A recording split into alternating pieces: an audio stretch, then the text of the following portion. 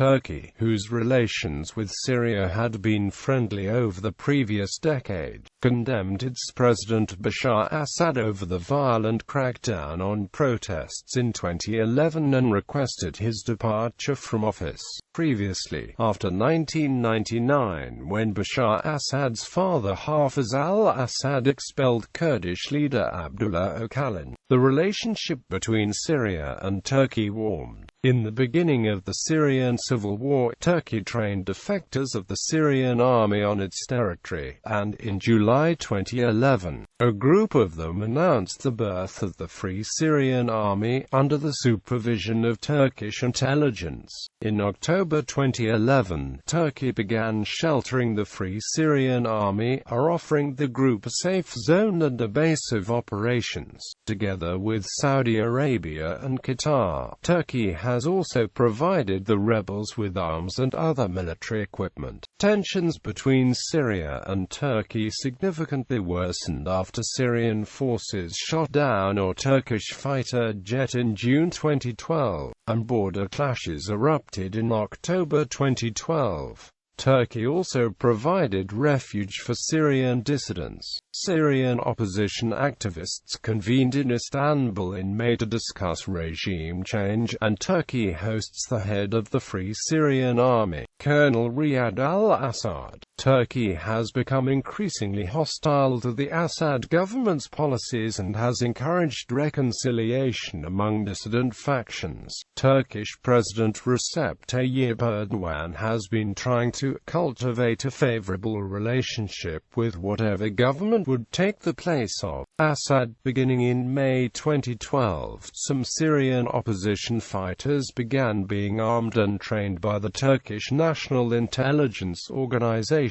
Turkey maintains a small enclave within Syria itself, the tomb of Suleiman Shah on the right bank of the Euphrates in Aleppo province, near the village of Karakawak. The tomb is guarded by a small permanent garrison of Turkish soldiers, who continue to rotate in from a battalion based at the Turkish border some 25 kilometers away, even as the civil war unfolded around them. Up until Syrian forces shot down a Turkish warplane in June 2012, the garrison numbered 15 men in total. Following the incident, the Turkish government doubled the number of soldiers stationed at the tomb to 30, while then Prime Minister Erdogan warned that the tomb of Suleiman Shah and the land that surrounds it are Turkish territory. Any act of aggression against it would be an attack on our territory and NATO territory. Analysts have cited the tomb as a potential future flashpoint in Turkish-Syrian relations. Academics, journalists, and several heads of state have noted that Turkey actively works with ISIS through funding, supplying weapons, allowing fighters to freely move to and from Turkey, and providing health care to wounded ISIS fighters.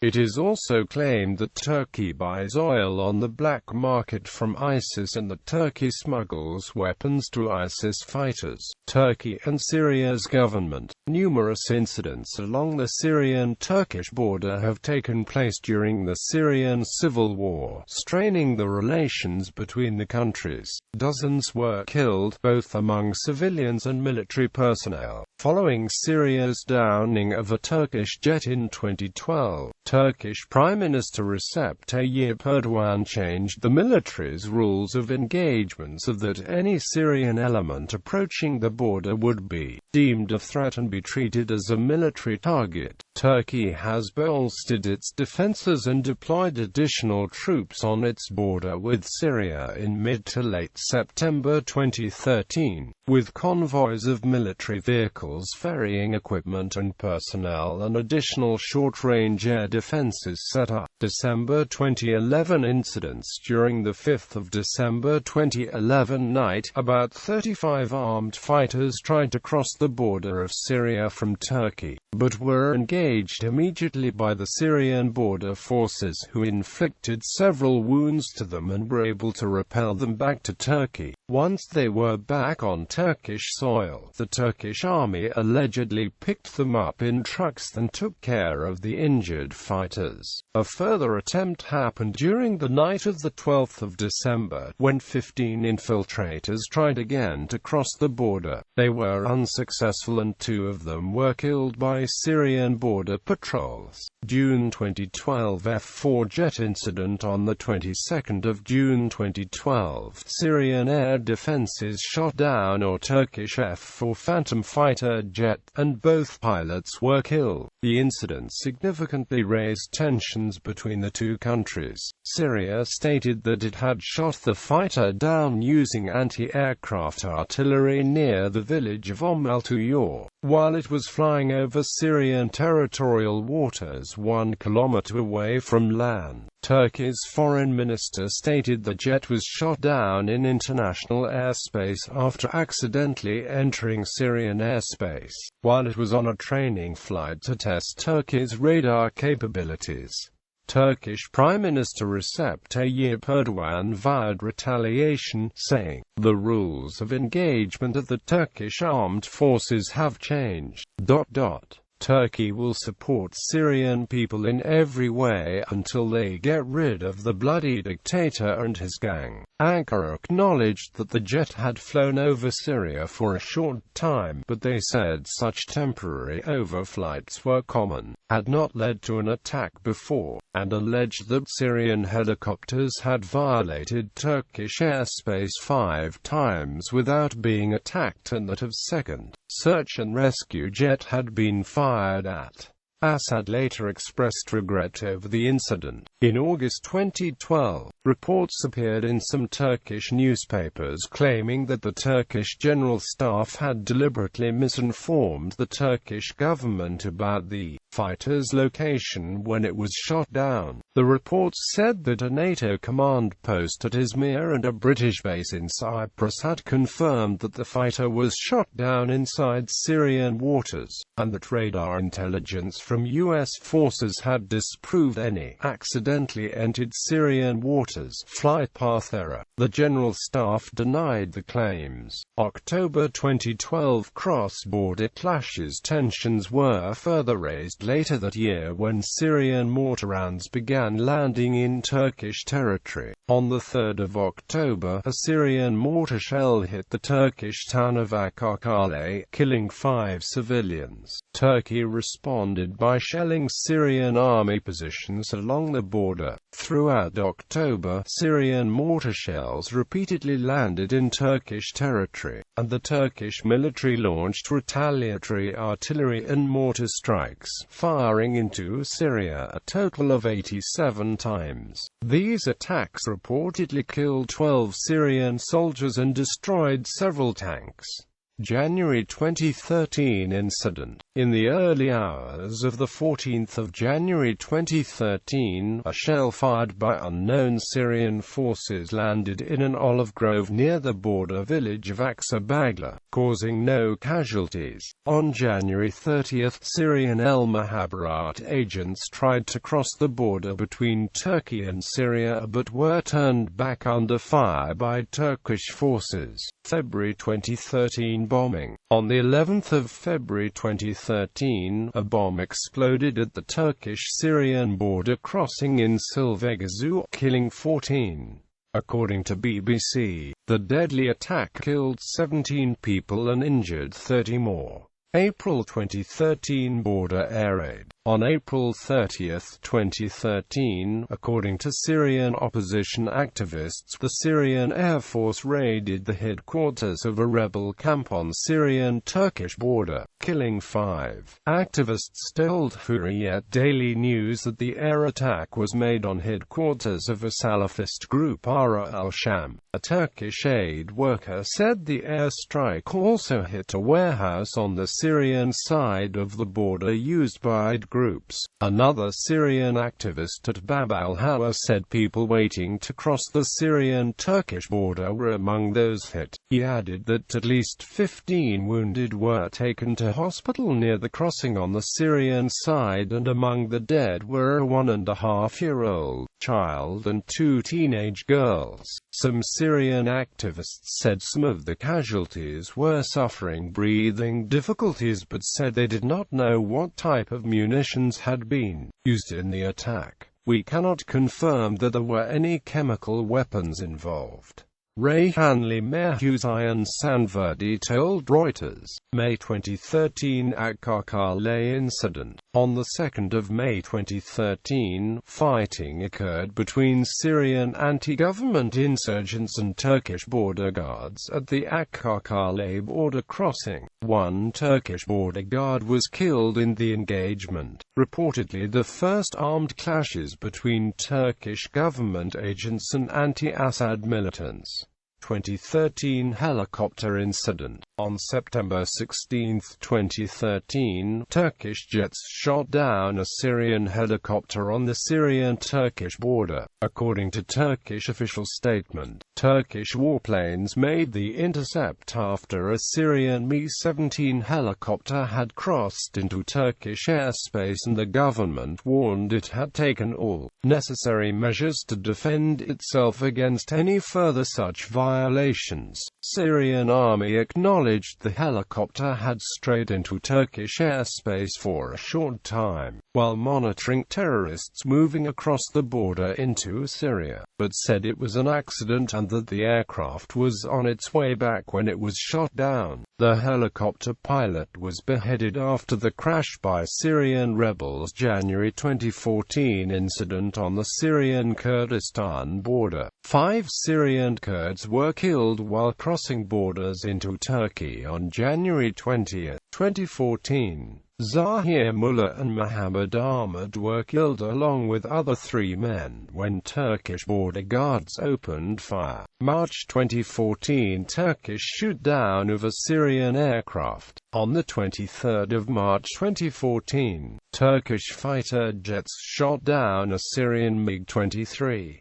The Syrian Arab Republic claims that its aircraft was in Syrian airspace on a mission to attack rebel-held areas in the city of Latakia when it was shot down by Turkey in an act of blatant aggression. The Syrian pilot successfully ejected from the aircraft as the aircraft was being shot down. Turkish Prime Minister Erdogan stated that Turkish F-16s shot down the aircraft for violating Turkish airspace and said that the Turkish response will be heavy if you violate our airspace. February 2015 relocation of the tomb of Suleiman Shah in the night of 21-22 February 2015. A convoy of 572 Turkish troops in 39 tanks and 57 armored vehicles entered Syria through Kobani to evacuate the 38-man Turkish military garrison guarding the Suleiman Shah tomb and move the remains of Suleiman Shah to a different site because of a rumored attack threat of ISIL. The Turkish military did not seek permission from Syria to carry out the mission. The Syrian Foreign Ministry condemned the move, saying that Turkey committed an act of flagrant aggression on Syrian land.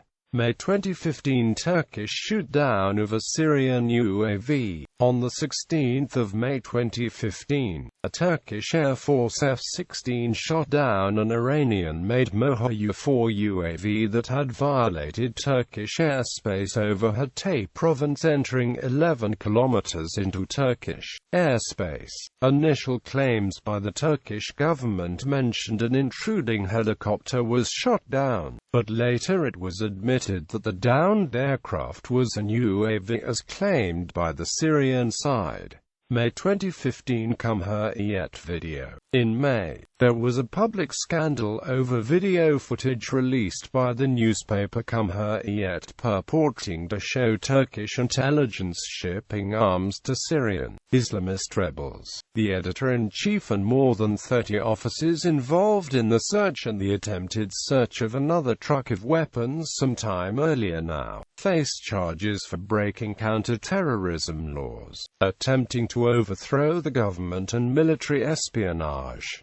Turkey and ISIL. Turkey has, despite national and international criticism, largely refused to directly engage militants of the Islamic State of Iraq and the Levant, despite continued threats from ISIL to pursue more operations on Turkish soil. The Turkish response to the ISIL-led siege of Kobani, as well as a series of terrorist attacks on Turkish soil allegedly linked to ISIL perpetrators, was largely subdued apart from a series of incidents on the Turkish-Syrian border. On the 24th of July 2015, ISIL and Turkish soldiers actively engaged in the Turkish border town of Kilis, marking a dangerous new escalation in the ties between Turkey and ISIL. On August 25, 2015, Turkish newspaper Bugün ran a front-page story showing alleged transfer of weapon and explosives from Turkey to ISIL through Akkale border post.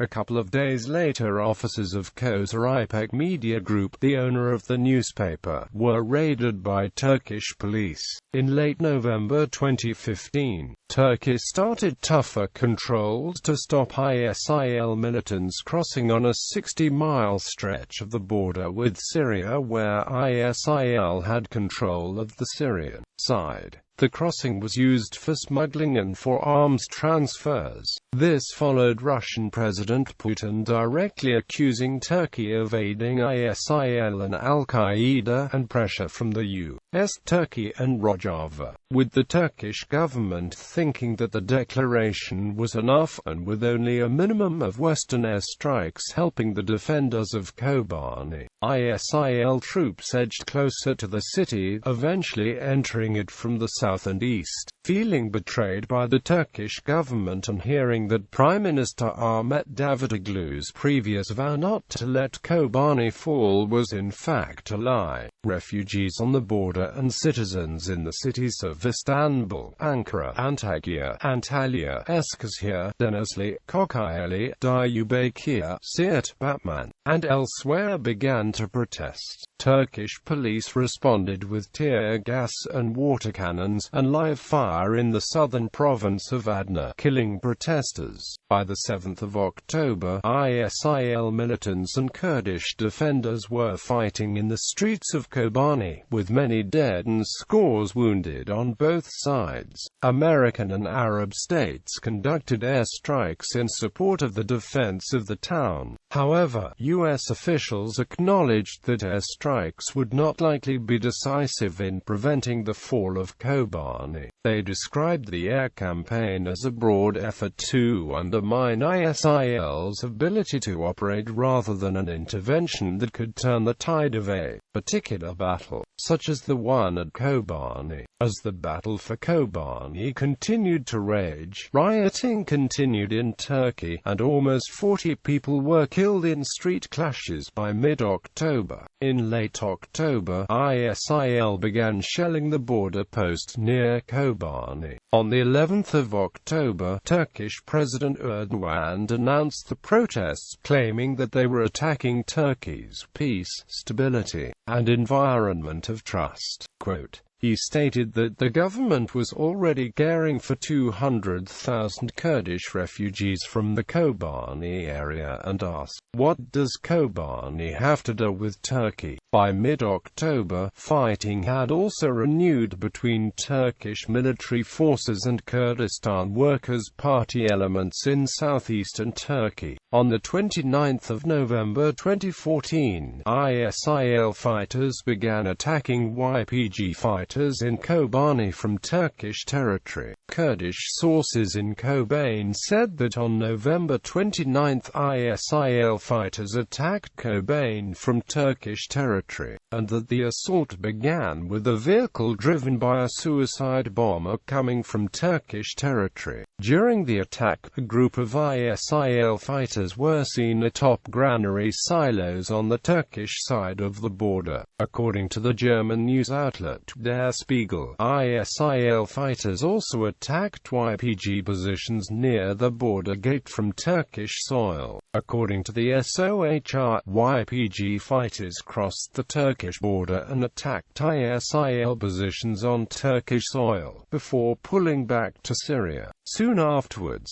the Turkish army regained control of the border crossing and silos area. On the 25th of June 2015, fighters from ISIL launched an attack against Kobani, detonating 3 car bombs. The ISIL fighters were reported to have disguised themselves as Kurdish security forces, before entering the town and shooting civilians with assault rifles and RPGs. Over 164 people are dead and 200 injured, making the attack one of the largest killings of civilians in the north of Syria. Kurdish forces and the Syrian government claimed the vehicles had entered the city from across the border, an action denied by Turkey. ISIS also committed a massacre in the village of Bark-Butan, about 20 kilometers south of Kobani, executing at least 23 Syrian Kurds, among them women and children.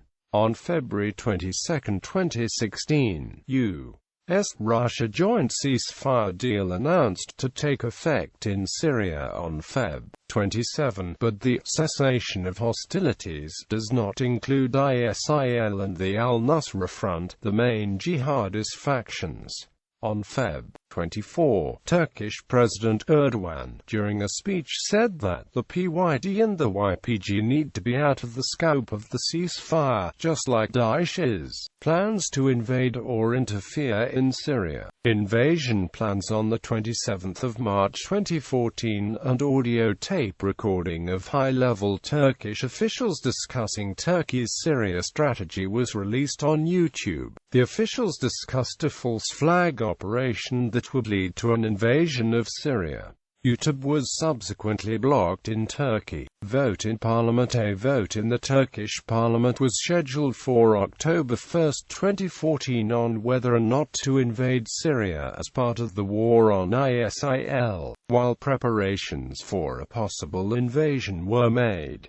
It was later delayed a day. The de facto declaration of war is to take the form of 2 separate motions, one on Iraq and one on Syria, which would authorize Turkish troops to invade those countries. The opposition said they hadn't been able to read either motion as the exact text had been delayed. Deputy Prime Minister Bülent Arınç said that the gist of the resolutions was to extend the current mandate for hot pursuit against the PKK and Syrian Army into Syria and Iraq, which was to end the second week in October, and to add ISIS to the list and set up a buffer zone on the Syrian side of the border. President Recep Tayyip Erdogan opened the parliamentary session by saying that Turkey would fight against so-called Islamic State and other terrorist groups in the region, but it would stick to its aim of seeing Bashar al-Assad removed from power. After 2 days of heated debate, the motion passed 298 to 98, rumored invasion and airstrike plans, with the governing party losing its majority in the Turkish general election on the 7th of June 2015. Rumors began to circulate that President Erdogan would order an invasion of Syria to prevent the creation of a Kurdish state straddling northern Syria and Iraq. On June 26, Erdogan said he would never allow the establishment of a Kurdish state in northern Syria. By the end of June, a number of Turkish newspapers reported that Ankara was considering a ground operation to establish a buffer zone in northern Syria to prevent Syrian Kurds from declaring an independent state. His own 110 kilometers long and 33 kilometers deep along the Turkish border. The military demanded legal backing for such a move, and on the 29th of June 2015, Erdogan chaired a meeting of the National Security Council to provide just that.